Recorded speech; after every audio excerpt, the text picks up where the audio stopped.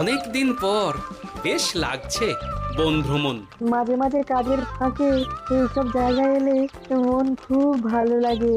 শুদ্ধ বাতাস, মাটির সোনা গন্ধ, পাখির কলতান, আহা।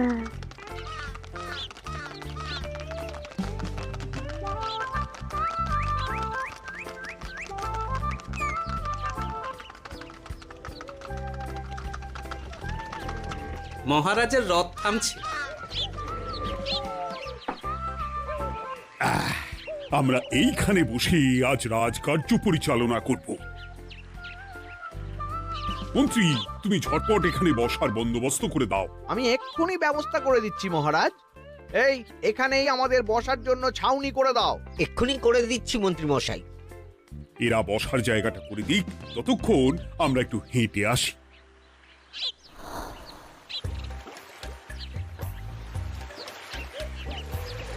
সকালবেলা হাঁটা শরীরের পক্ষে খুব ভালো মহারাজ।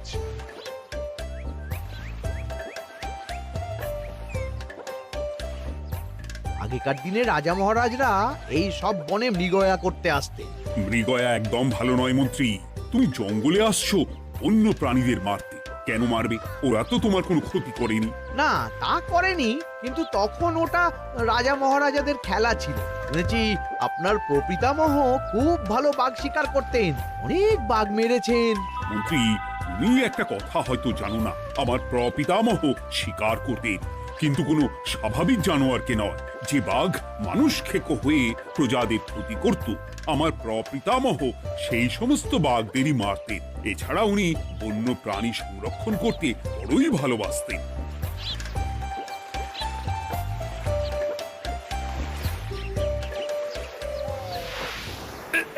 উফ, এটা আবার কি?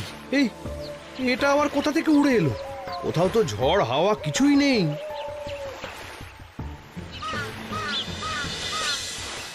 একটা ধাঁধা মহারাজ, এই কাগজে লেখা। ধাঁধা? পড়ো দেখি। জোয়ার ভাটা প্রভুর খেলা, ভাটা হবে হলে বেলা। ভাটা হলেই দেখা যাবে লাল রঙের এক পাথর পাবে।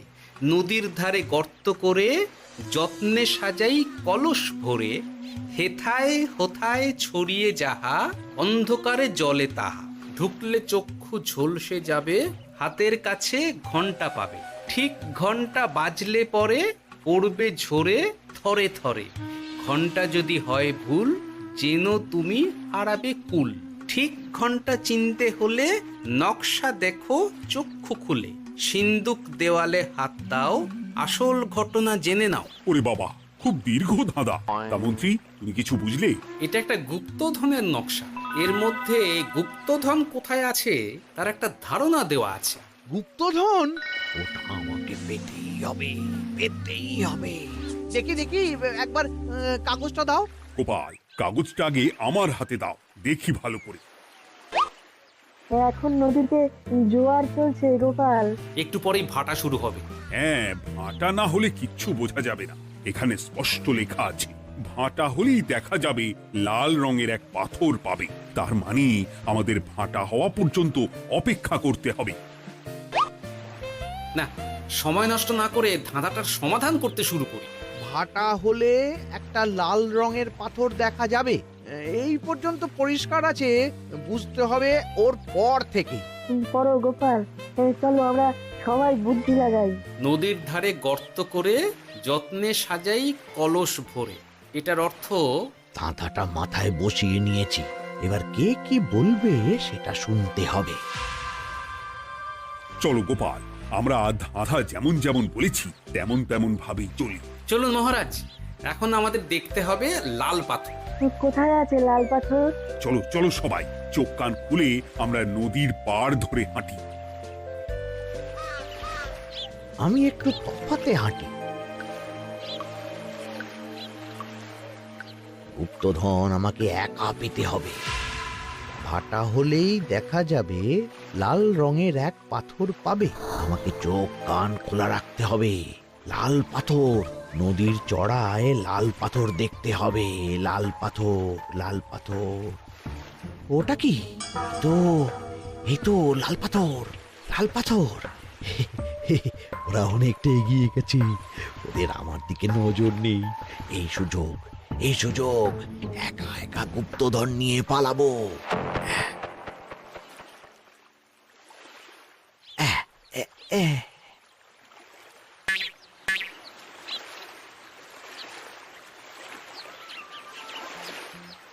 কি গো, আমরা তো হেঁটেই চলেছি, লাল পাথর তো কই দেখতে পাচ্ছি না। আরেকটু হাঁটতে হবে মহারাজ, গুপ্তধন বলে কথা, ওকে আর সহজে ধরা দেয়? সেটা অবশ্য সঠিক কথা। আচ্ছা, আমরা সবাই তো আসছি হেঁটে হেঁটে, মন্ত্রী মশাই গেলেন কোথায়? ও কি যে ঘটে! সত্যি তো, মন্ত্রী কোথায়? ও সেনাপতি, মন্ত্রীকে দেখেছো? কই, না তো মহারাজ। তাহলে কোথায় গেলেন মন্ত্রী মশাই? এই জঙ্গলে বাঘ ভাল্লুক আছে, শেষে কিনা বাঘে নিল। হায় হায় হায়, মন্ত্রী গিন্নির কাছে আমি কি মুখ দেখাবো? হুম, বাঘ ভাল্লুকের পেটে যাবার লোক তো মন্ত্রী মশাই নন। ও গোপাল, কি ভাবছো? কিছু তো একটা বলো। এখন আমাদের মন্ত্রী মশাইকেই খুঁজতে হবে। তবে মন্ত্রী মশাই বাঘ ভাল্লুকের পেটে যায়নি। তুমি নিশ্চিত হচ্ছ কি করে? অত পেঁচালো মানুষকে বাঘ ভাল্লুক গন্ধ শুকেই ছেড়ে দেবে, হজম করতে পারবে না। না না না, এখন রসিকতা করার সময় নয়, আমাদের মন্ত্রীকে খুঁজে বার করতেই হবে। কোথায় গেল মন্ত্রী? চলো চলো, গুপ্তধন মাথায় থাক, চলো মন্ত্রীকে খুঁজি। আহ, মন্ত্রী কোথায় গেল কে জানে। একবার পুরো ধাঁধাটা ঝালিয়ে নি। ভাটা হলেই দেখা যাবে লাল রঙের এক পাথর পাবে। ভাটা হয়েছে, লাল রঙের পাথরের মাথায় চাপ দিয়ে গুহার মুখও খুলেছি। এবার এবার নদীর ধারে গর্ত করে যত্নে সাজাই কলস ভরে। এটাই তো ঠিক বুঝতে পারছি না।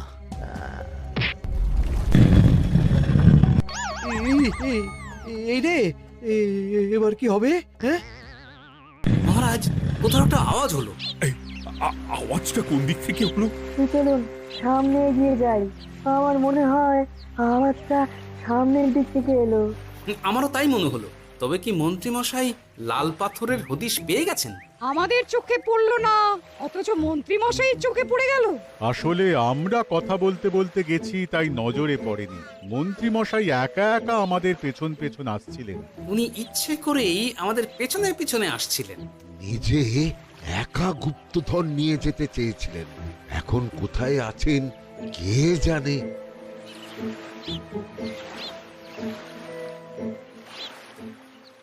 এই অন্ধকারে কিছু দেখতে পাচ্ছি না তো। ধাঁধাতে কি ছিল? হ্যাঁ, কি ছিল? হেথায় হোথায় ছড়িয়ে যাহা, অন্ধকারে জলে তাহা, ঢুকলে চক্ষু ঝলসে যাবে, হাতের কাছে ঘন্টা পাবে। পেয়েছি পেয়েছি, ঘন্টা ঘন্টা ঘন্টাটা পেতে হবে। ঘন্টাটা ঘন্টাটা ঘন্টা। ভাটা হলেই দেখা যাবে লাল রঙের এক পাথর পাবে, নদীর ধারে গর্ত করে যত্নে সাজাই কলস ভরে, হেথায় হোথায় ছড়িয়ে যাহা, অন্ধকারে জলে তাহা, ঢুকলে চক্ষু ঝলসে যাবে, হাতের কাছে ঘন্টা পাবে। ঠিক ঘন্টা বাজলে পরে পড়বে ঝরে থরে থরে, ঘন্টা যদি হয় ভুল যেন তুমি হারাবে কুল। ঠিক ঘন্টা চিনতে হলে নকশা দেখো চক্ষু খুলে, সিন্দুক দেওয়ালে হাত দাও, আসল ঘটনা জেনে না। এবারে ভালো করে ঠান্ডা মাথায় ভাবতে হবে। ভাটা হলেই দেখা যাবে লাল রঙের এক পাথর পাবে। সেই লাল পাথরটাই তো খুঁজে পাওয়া যাচ্ছে না, অথচ মন্ত্রী মশাই খুঁজে পেলেন। আওয়াজটা কোথা থেকে আসছিল? এই কাছে পিঠে এই কোথা থেকে আওয়াজটা আসছিল।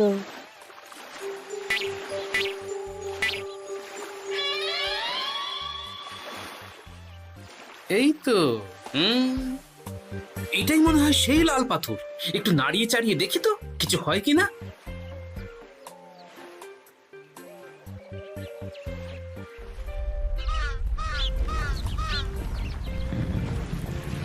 এই তো, কাজ হয়েছে। এই তো সুড়ঙ্গ। আপনারা নিচে নামুন। আপনারা কি দেখছেন সেটা বলবেন মহারাজ।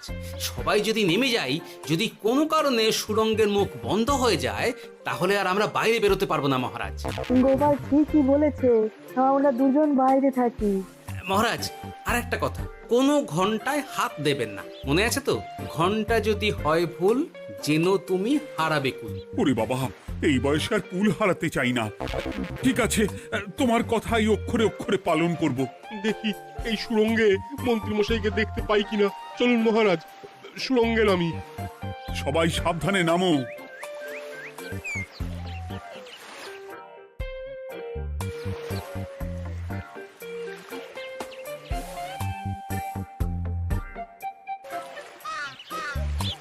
মহারাজ, ওখানে কি কি দেখতে পাচ্ছেন?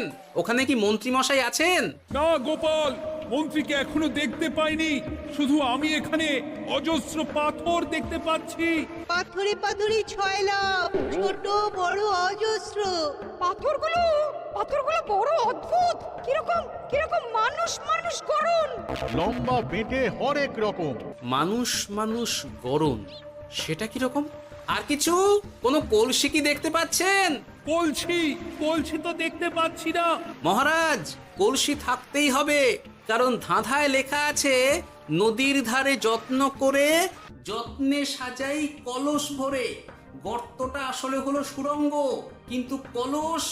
মহারাজ, মহারাজ, এইদিকে এইদিকে একটা কলসের মতো কি যেন আছে। এইদিকে আসুন, এদিকে এদিকে। হ্যাঁ গোপাল, দেখতে পেয়েছি। এবার আমি যেরকম যেরকম বলবো সেই রকম সেরকমই করবেন। আমি বিজ্ঞানীকে নদী থেকে জল তুলে পাঠিয়ে দিচ্ছি। পাত্র কোথায় পাবে? আমাদের জল খাবার যে পাত্র আছে সেটা আনতে লোক পাঠাচ্ছি। ঠিক আছে। শুধু একটা কথা বলছি, আপনারা কেউই সুড়ঙ্গের ভেতরে কোনো কিছুতে হাত দেবেন না। কেন গোপাল? সব পরে বলবো, এখন আমি যা বলছি সেটা শুধু মনে রাখুন। সুড়ঙ্গের ভেতরে কিছুতে হাত দেবেন না। ঠিক আছে। প্রহরী, তুমি যাও, যেখানে আমাদের বসবার আয়োজন করা হয়েছে সেখানে গিয়ে একটা জলের পাত্র নিয়ে নদী থেকে জল ভরে নিয়ে এসো। গোপাল, মন্ত্রী মশাই কোথায় গায়েব হয়ে গেলেন? কোথাও গায়েব হয়ে যাননি বিজ্ঞানী, কোথাও গায়েব হয়ে যাননি উনি। উনি ওই সুড়ঙ্গের ভেতরেই আছেন। কিন্তু কেউ তো ওনাকে দেখতে পাননি। সম্ভবত পাথর হয়ে আছে। এখন কিভাবে পাথর হয়েছেন সেটা তো আমি বলতে পারবো না। সবটাই স্বপ্নের মতো লাগছে। ঠিক যেন স্বপ্নের মতো লাগছে। এই জীবনে সুরঙ্গ দর্শন হয়ে গেল। আমাদের পাতাল প্রবেশ। পাতালে আসিয়া আমি মনে মনে বলি, গুপ্তধন নিয়ে আমরা যেন সৎ পথে চলি। তোমার এখনো কাব্য আসছে সভাকবি? আসছে মানে কাব্যের সাথে আছে রোমাঞ্চ, করছে গা শীত, হচ্ছি আমি অধীর। মহারাজ, জল দিয়ে বিজ্ঞানীকে পাঠাচ্ছি। কি করতে হবে বিজ্ঞানীকে সব বলে দিয়েছি। তুমি ভেতরে আসবে না? আসবো ঠিক সময়ে। এখন আমি যেমন যেমন বলবো আপনি ঠিক তেমন তেমন করবেন। ঠিক আছে। বিজ্ঞানী, যেমন যেমন বললাম ঠিক তেমন তেমন ভাবে কলসিকে জল দিয়ে পরিষ্কার করবে। মনে রেখো, ধাঁধায় আছে কলসি সাজাই যতন কর। তুমি একটা কথা মনে রেখো বিজ্ঞানী, কোথাও হাত দিও না কিন্তু। ঠিক আছে গোপাল, তোমার উপস্থিত বুদ্ধির তুলনা নেই। আমি যাচ্ছি গোপাল। সাবধানে সাবধানে। মহারাজ, বিজ্ঞানী যাচ্ছে। সাবধানে নামো, সাবধানে। মহারাজ, কলসিটা কোথায়? ওই তো, একটু সাবধানে যাও।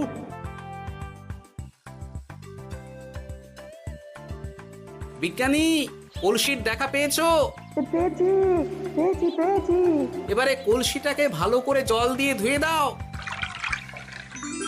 কলসির আলোয় সুড়ঙ্গ আলোকিত গোপাল। এরপর কি?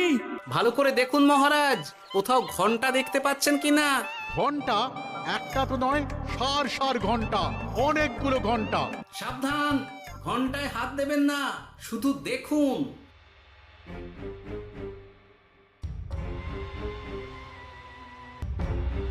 মহারাজ, আমরা গুপ্তধনের খুব কাছে চলে এসেছি। তাই নাকি? কি মজা, কি মজা! এবার খাবো ক্ষীরের গজা।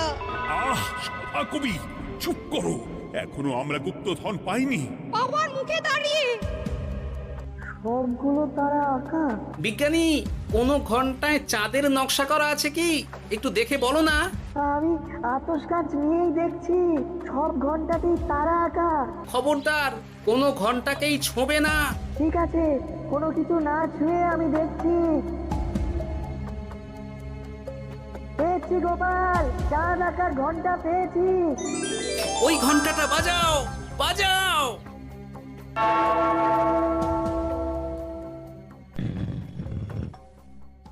গুপ্তধন পেয়েছেন মহারাজ? বাঁচাও, বাঁচাও, বাঁচাও। বাঁচান মহারাজ, বাঁচান বিজ্ঞানী, মহারাজ, মন্ত্রীর গলা পাচ্ছ না? মহারাজ, আমি পাথর হয়ে আছি, আমাকে মানুষ করুন মহারাজ। তুমি তো মানুষই ছিলে, হঠাৎ করে পাথর হলি কেন? মহারাজ, গুপ্তধন পেয়েছেন? পেয়েছি, তার সাথে মন্ত্রীকেও পেয়েছি। মন্ত্রী এইখানে কোথাও পাথর হয়ে দাঁড়িয়ে আছে। দাঁড়ান মহারাজ, এবার আসছি। সাবধানে এসো। আমি ভেতরে যাচ্ছি, বুঝলে? যদি কোনো কারণে দেখো পাথরটা গুহার মুখটা আটকে দিয়েছে, অমনি তোমাদের কাজ হলো পাথরটাকে ছুঁয়ে ফেলা, বুঝলে? ঠিক আছে গোপাল দাদা। আমার মনে হয় বিপদ আর কিছু ঘটবে না, তবুও সাবধানের তো মান নেই। ঠিক আছে, তুমি নিশ্চিন্তে ভেতরে যাও। বাঁচাও, আমাদের বাঁচাও, আমাদের সবাইকে মানুষ করুন। আমাকে মানুষ করুন মহারাজ। আপনাকে তো মানুষ করা হবে মন্ত্রী মশাই। আগে বলুন, আপনি পাথর হলেন কি করে? ও, মনে পড়েছে, ধাঁধার শেষ লাইন। সিন্দুক দেওয়ালে হাত দাও, আসল খবর জেনে নাও। সত্যি গোপাল, তুমি না থাকলে এই এত কিছু আমাদের সবার কাছে অজানাই থেকে যেত।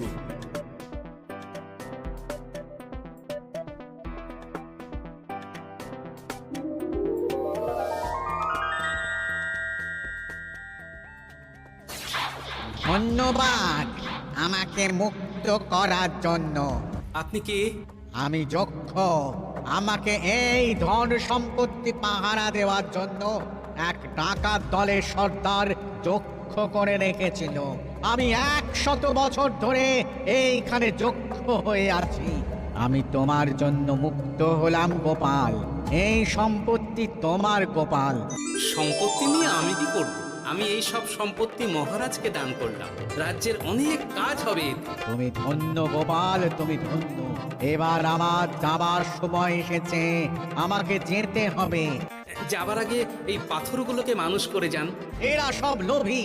আমি আমার সীমিত ক্ষমতায় এই গুপ্তধনের ধাঁধাকে এখানে যারাই ভ্রমণ করতে আসে তাদের হাতে তুলে দিই, কিন্তু কেউ এই ধাঁধার সমাধান করতে পারে না।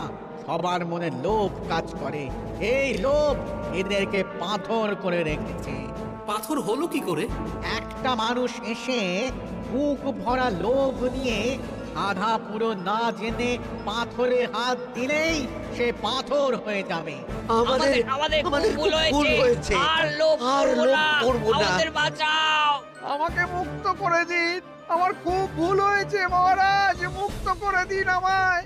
তুমি এখানে আগে এসেছিলে, তাই তো আগে এসে ভাবলে নিজেই একা একা গুপ্তধনকে হরপ করে দেবে। এদিকে তোমাকে না দেখতে পেয়ে আমাদের কত চিন্তা হচ্ছিল। যারা লোভী তারা কারো কথা ভাবে না, শুধু নিজের কথা ভাবে। আমাকে আর একটা সুযোগ দিন, আমি আর লোভ করব না মহারাজ। তোমার কথার কোনো দামই নেই। না মহারাজ, আমাকে আর একটা সুযোগ দিয়ে দেখুন, আমি আর লোভ করব না, আমাকে মানুষ করুন মহারাজ। আমাদের সবাইকে মানুষ করুন, দয়া করে মানুষ করুন। যক্ষরাজ, এদের আপনি ক্ষমা করে দিন। ঠিক আছে, তোমাদের আবার মানুষ করে দিচ্ছি।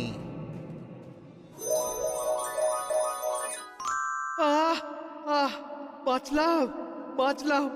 এই রকম বারবার বাঁচা যাবে না, কিন্তু এবার সাপ ব্যাং যাই হবে না কেন ওইভাবেই থাকতে হবে, এই আমি বলে দিলাম। এবার আমার মুক্তি। মুক্তি নেবার আগে আরেকটা প্রশ্ন। যে ডাকাত সর্দার তার সম্পত্তিকে রাখার জন্য আপনাকে যক্ষ বানিয়েছিল, এই সম্পত্তি তো তাদের, আমরা তো নিতে পারি না। লোভ বড় খারাপ গোপাল, অতিরিক্ত লোভ মানুষকে পশু করে দেয়। ওই ডাকাত দল এই সম্পত্তির জন্য সবাই কাটাকাটি করে মরে গেছে, কেউ আর বেঁচে নেই। সুতরাং এই সম্পত্তিতে তোমার অধিকার আছে, এই সম্পত্তি তুমি গ্রহণ করো। নিলাম আমি, কিন্তু এই সম্পত্তি মহারাজকে আমি দান করলাম। ডাকাত দল জনগণের সম্পদকে লুটেই তো সম্পত্তি বানিয়েছে, তাই আমি জনগণের কাজে লাগবার জন্যই এই সম্পত্তি মহারাজকে দিলাম। গোপাল, তোমার জয় হোক। এবার তাহলে আমি যাই, তোমরা সবাই সুখে থেকো আর ভালো থেকো। গোপাল, তোমার তুলনা হয় না। তোমার ঋণ আমি কোনোদিন শোধ করতে পারবো না। তুমি কৃষ্ণনগরের জন্য যা করলে তা ইতিহাসে লেখা থাকবে। না মহারাজ, আমি এমন কিছু করিনি, এই কাজ সবাই করবে। জয় গোপালের জয়, জয় গোপালের জয়, জয় কৃষ্ণনগরের জয়। জয় কৃষ্ণনগরের জয়।